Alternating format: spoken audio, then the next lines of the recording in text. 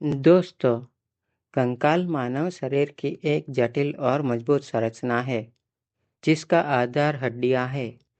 ये हड्डियां न केवल हमारे शरीर को आकार देती है, बल्कि हमारे शरीर की रक्षा भी करती है और हमें गति करने में मदद करती है। आइए हड्डियों के बारे में विस्तार से जानते हैं। दोस्तों, हड्डियां हमारे शरीर को एक खड़ा ढांचा प्रदान करती है। ये हमारे मस्तिष्क, हृदय और फेफड़ों जैसे महत्वपूर्ण अंगों को सुरक्षित रखती है। हड्डियां मांसपेशियों के साथ मिलकर हमें चलने में, दौड़ने और अन्य गतिविधियां करने में सक्षम बनाती है। हमारी हड्डियां कैल्शियम और फास्फोरस जैसे खनिजों का भंडार करती है और कुछ हड्डियां रक्त कोशिकाओं का उत्पादन करती है। मानव शरीर में हड्डियां मुख्य रूप से 3 भागों से बनी होती है। पहले है कार्टिकल हड्डी।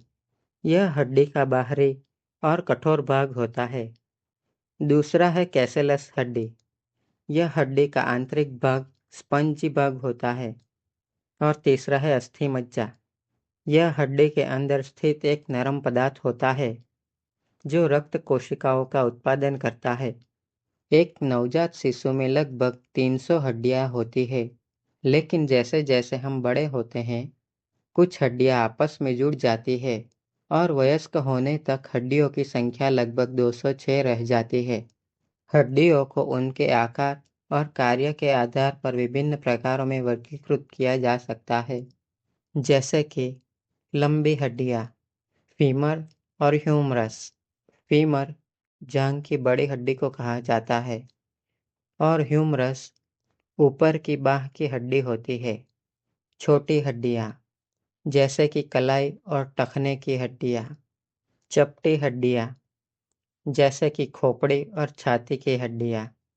और कुछ अनियमित हड्डियां, जैसे कि कशेरुका और चेहरे की हड्डियां। हमारी हड्डियों को स्वस्थ रखने के लिए संतुलित आहार लेना, नियमित व्यायाम करना और पर्याप्त कैल्शियम और विटामिन डी लेना बहुत ही ज़रूरी है।